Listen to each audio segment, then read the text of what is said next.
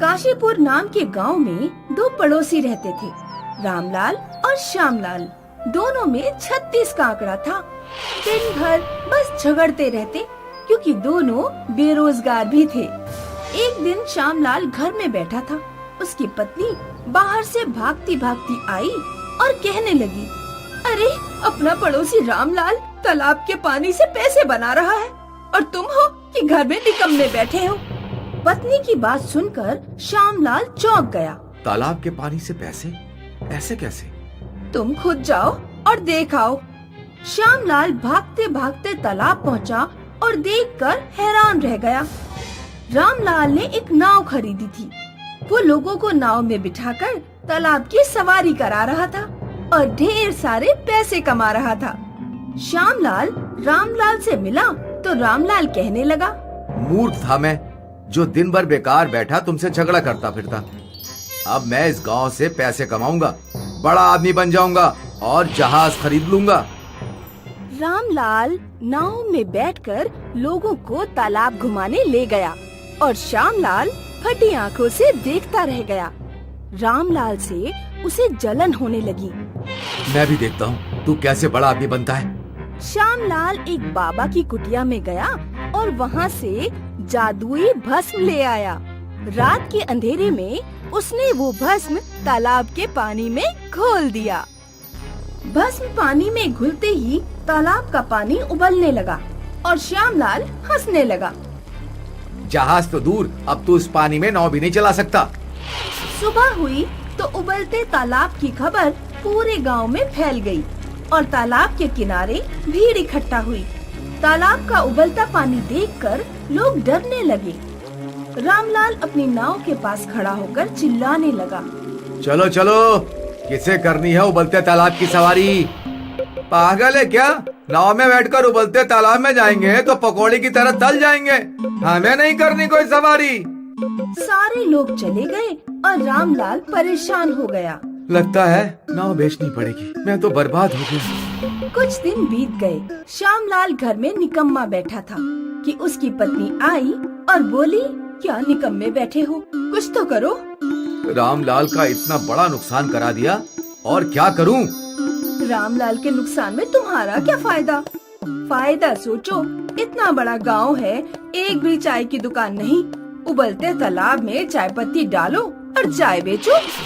श्यामलाल तुरंत सेठ के पास गया और बोला, सेठ, मुझे एक ट्रक शक्कर, एक ट्रक चाय पत्ती, एक ट्रक इलायची और एक टैंकर दूध चाहिए।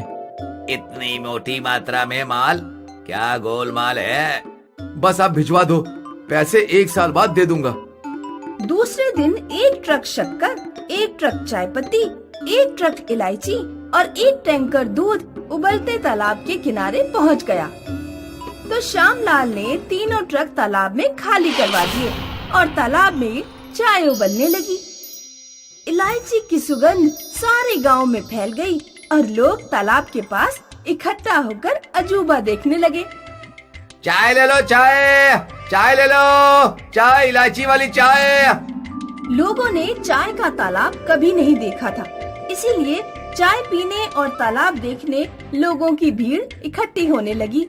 श्यामलाल का तगड़ा बिजनेस हो गया। इधर रामलाल ने गांव में पाइप और नल की फिटिंग की दुकान खोली थी। वो उसी में बिजी था। एक रात नल फिटिंग करने रामलाल दूसरे गांव जा रहा था। तभी रास्ते में उसे कुटिया वाला बाबा मिला और कहने लगा, वो श्यामलाल तुम्हारा पड़ोसी है ना? भस्म ले गया था तालाब में डालने और पैसे नहीं दिए। सुना है चाय का तालाब बेच रहा है, उसे पैसे लौटाने को बोल देना। बाबा चला गया और रामलाल समझ गया कि नाव के धंधे में टांग अड़ाने वाला श्यामलाल ही है। मेरा धंधा चौपट किया, अब मैं भी देखता हूँ चाय का तालाब कितने दिन चलता है। दूसरे दिन रामलाल तालाब के पास गया।